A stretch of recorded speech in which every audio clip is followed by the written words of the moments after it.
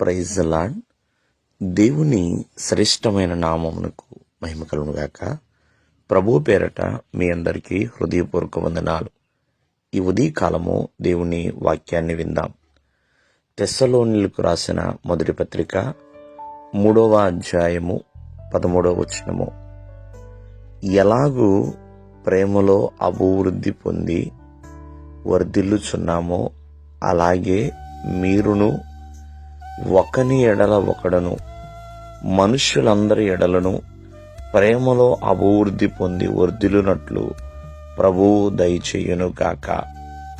ప్రియమైన వాళ్ళరా, ఇక్కడ దేవుని యొక్క వాక్యం సెలవిస్తుంది. మరి అపొస్తలుడైన పౌలు ఆ యొక్క తెస్సలోనికీయులతో చెప్తున్న మాటలండి. ఏమని ఆయన తెలియజేస్తున్నాడు అంటే, ప్రేమలో వర్ధిల్లాలి, ఒకని ఎడల ఒకడు మనుష్యుల అందరి ఎడలను. మరి దేవుడు మనకి ఎటువంటి ప్రేమ అయితే చూపించాడో మరి ఆ ప్రేమలో వర్ధిల్లాలి. ఎందుకంటే నిన్ను వలె నీ పొరుగువానిని ప్రేమించు అని దేవుని యొక్క ఆజ్ఞ ఉన్నదండి.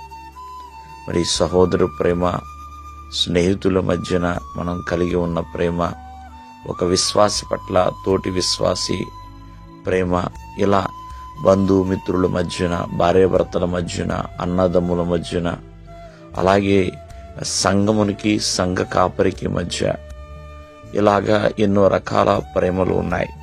కానీ దేవుడు మనల్ని ఏ రీతిగా ప్రేమించాడో ఆ ప్రేమలో అభివృద్ధి పొందాలి, వర్ధిల్లాలి. కావున ఈ ఉదయకాలం ముందు ఆలోచించండి. ఎందుకంటే ప్రేమ అనేది చాలా బలమైనదని దేవుని యొక్క వాక్యం సెలవిస్తుంది. ఎందుకంటే మరణమంత బలమైనదండి దేవుని యొక్క ప్రేమ. ఈ రోజున మన చేతుల్లో 66 పుస్తకాల సముదాయం ఉన్నది.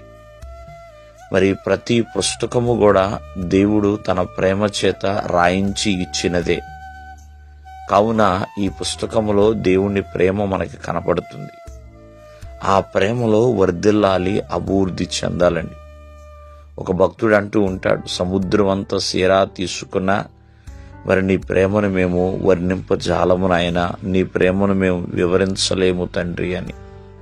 దేవుని ప్రేమ యొక్క లోతు, ఎత్తు, పొడుగు, వెడల్పు మనం తెలుసుకోలేం.